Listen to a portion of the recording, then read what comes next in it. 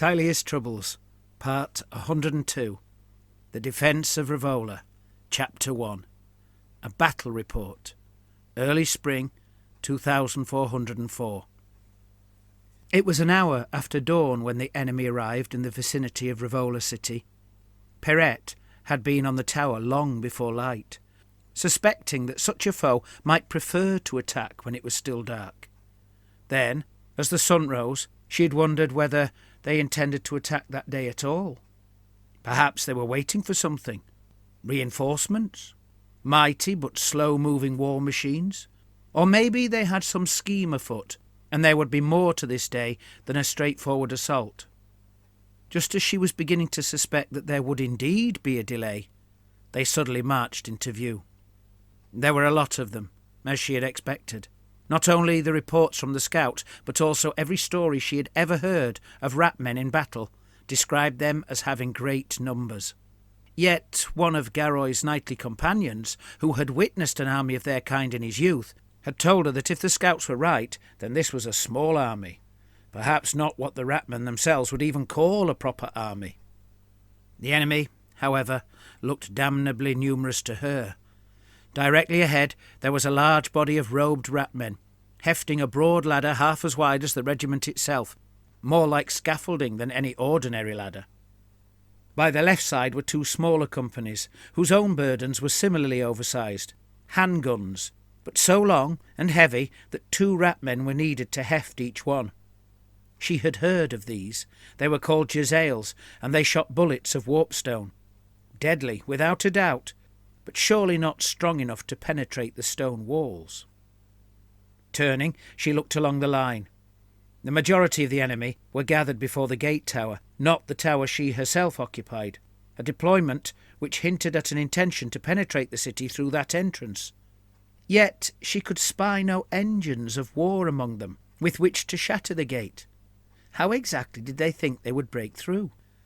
The robed rats were not the biggest body the foe possessed.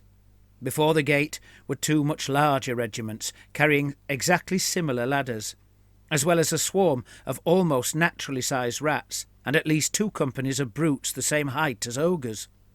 The biggest regiment had one such brute in its front ranks, with a platform strapped to its shoulders, upon which rode a warlord or some such, sporting a red and yellow banner affixed to his back. This surprised Perette, for she had been led to believe that such creatures found their strength in numbers, not through individual prowess. But of course, someone had to command, to cow the rest and make them obey. Doubtless, whichever rat argued with that particular warlord would find themselves torn to pieces by his draft beast, while said warlord either sniggered or scowled from above.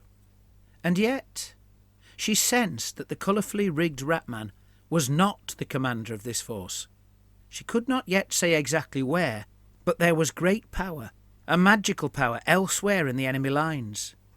Whoever possessed it would no doubt reveal themselves the moment they brought it openly to bear, but for now she was convinced that the real leader was someone else. Nearby there was a shout of "Have a care!" which broke her dark reverie. She saw below that the humble townsfolk were leaving the wall there to make way for the Brabanzon longbowmen. This made her think of the wall to her right. What with the enemy so solidly massed before the gate tower, she now realised the brigand archers on that wall must have little to nothing they could shoot at, and so she strode over to that side of the tower top to shout down, "Care to join us up here, boys?" As the archers gathered their quivers of arrows and began moving along the wall, she strode back to where she had been before, to peruse the enemy once more. They're not slow, she thought. Even from this distance she could see they had drawn considerably closer in just the time it took for her to issue her command. Seer-Lord Urlak peered at the city's walls. It was obvious the enemy had had little time to prepare their defences, for the ground between him and the walls was undisturbed.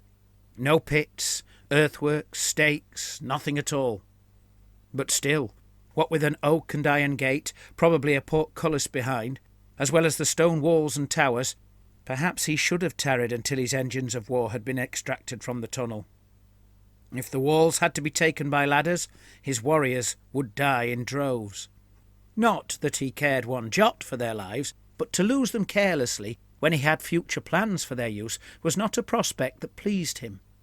He recalled how once he had watched a warlord fill a moat with his fighting slaves and even clan rats, simply to fashion a bridge to allow the rest of his force over. At least there is no ditch moat here, he thought. He moved his eyes along the battlements, squinting to make out what was upon them. The morning sky was bright, grating enough to blur his vision, but the enemy's motion helped.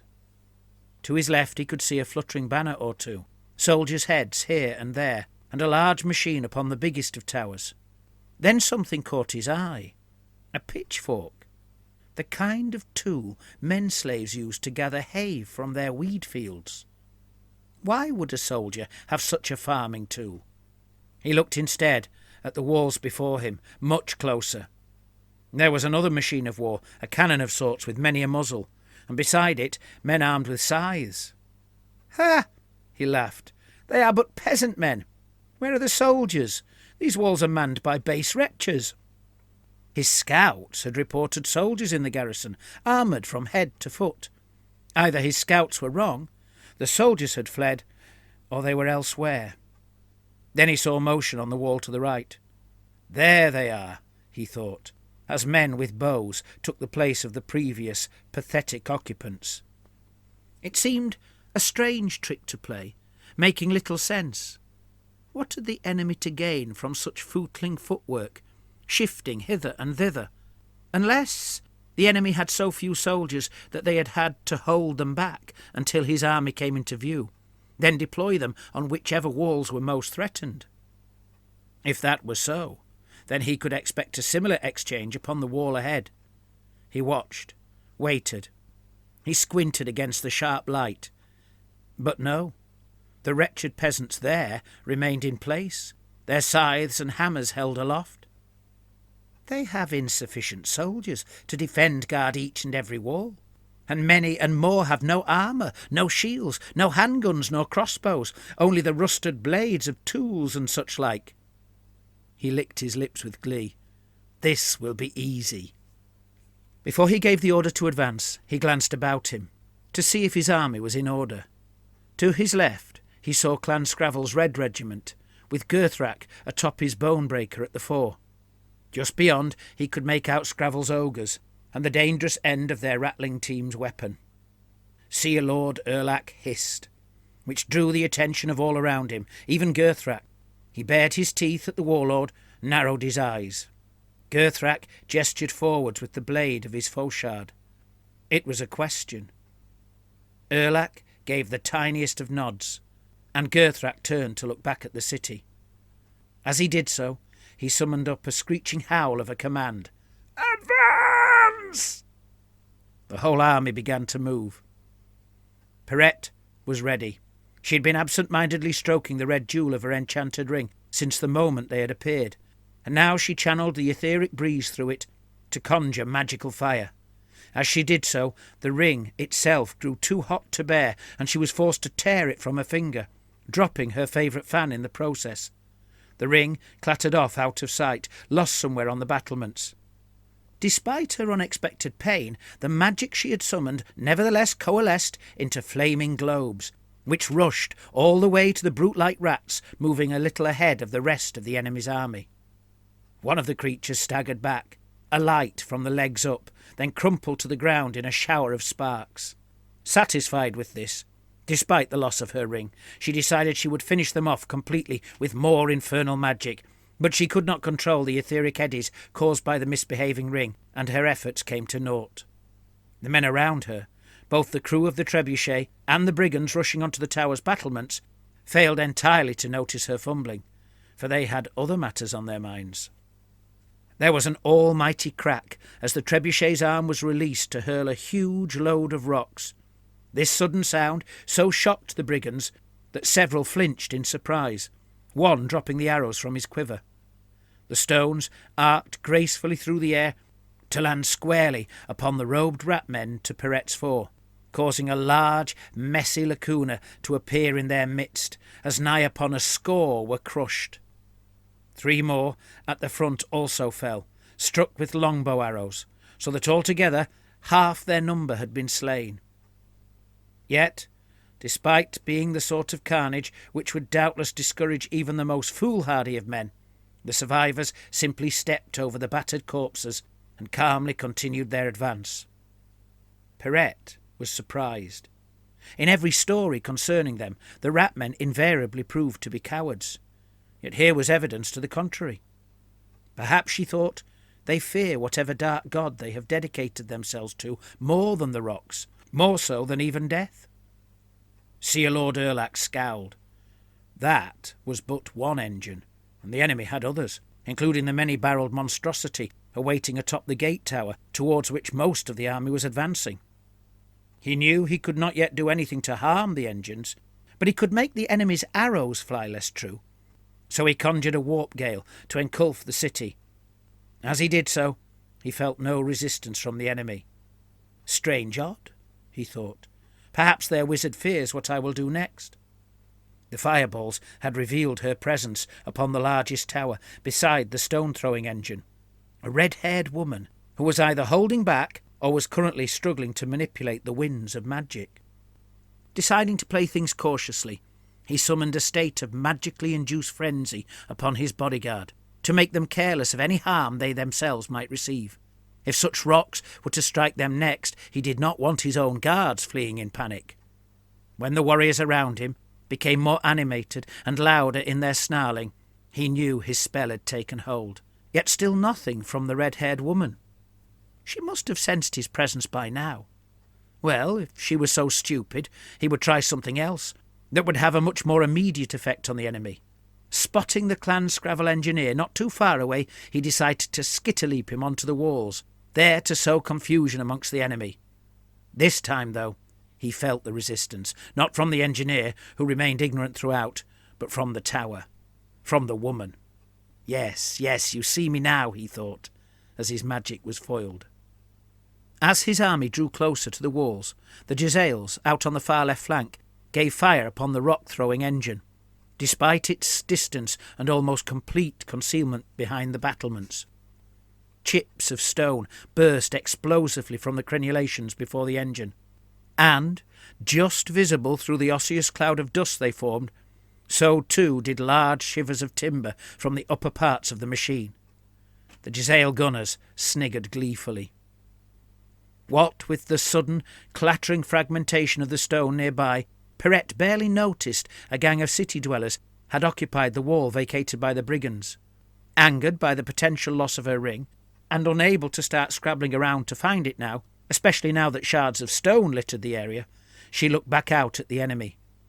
The etheric winds began to wind themselves harmonically into her anger, an old, familiar feeling, and she manipulated them to manifest as spheres of magical fire to fly out towards the largest enemy regiment. 9 of the rat-men succumbed to the flames, if not dead, then too burned to continue. And this was not all, however, for the unseen winds were strong, and so with the heat of the last spell still in her mind, she conjured a veritable storm of fire to wash over the same enemy regiment. 8 more rat-men fell, their furs smoking as their innards cooked. Urlak saw Gerthrak's regiment was faltering. What with the awful stench of burned flesh and the terrible cries of the wounded, he allowed himself to give vent to a screech filled with malice, loud enough that the Red Regiment's leader heard him. Order was regained, and their march was continued.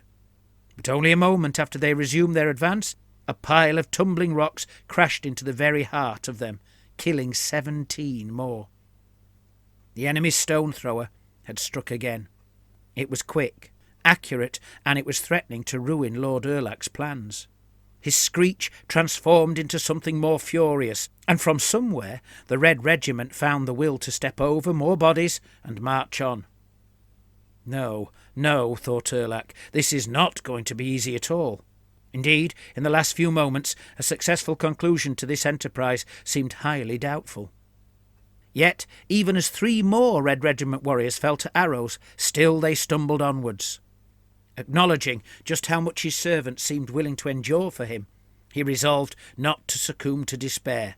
Whatever it took, he would possess this city by nightfall. Even if every one of his pathetic underlings had to die in the attempt, Here, today, he had chosen to show his hand. Defeat was not an option. He would die himself before informing the council he had failed in his first open fight. With his despair now transformed into pure fury, Lord Urlak ordered his army to charge. The already battered rat ogres were closest to the walls, and their proximity, combined with their speed, meant that for now they were the only ones to reach the city, slamming up their ladder to ascend against the Brabanzon longbowmen. As the brutes began their climb, Urlak decided he would not have Gurthrak wasted beneath a pile of rocks, nor did he want to see what the multi-barrelled gun peeking over the battlements could do when it fired, and so he summoned every scrap of magical power he could to conjure Skitterleap. The red-haired woman could not stop him this time, and in the next moment Warlord Gurthrak vanished from atop his bonebreaker to reappear upon the gate tower, right beside the war engine. By now the Gisellas had also noticed the red-haired woman near the trebuchet, for they could see she was the one spewing magical fire from the battlements.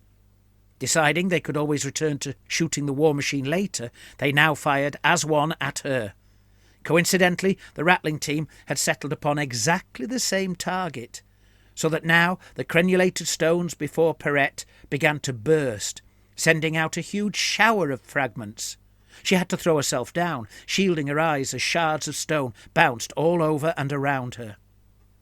Not one bullet, however, found its mark, something the shooters did not know for some time, what with the obscuring cloud of dust and smoke now engulfing the tower top. The other rattling team, hearing that the first had now opened up, chose an easier target, the peasants on the wall in front of them. It was the last choice they ever made, however, as their weapon broke apart in the firing, mortally wounding them instead of the foe. The rat ogres, the only vermin kind so far to have reached the walls, now ascended the ladders as best they could. Of course, the longbowmen had the advantage, killing the packmasters, driving the brutes in a hail of arrows before they even set foot on a ladder, and wounding an ogre before it reached the top of the wall. 4 longbowmen were cut down or thrown off the wall, while one of the ogres was finished off by the archers' swords. As that ogre fell, the surviving one struggled to hold on and slid back down the ladder. Winded, it staggered back, and although its previous fury had been beaten out of it, its only intent was to climb the ladder again, come what may.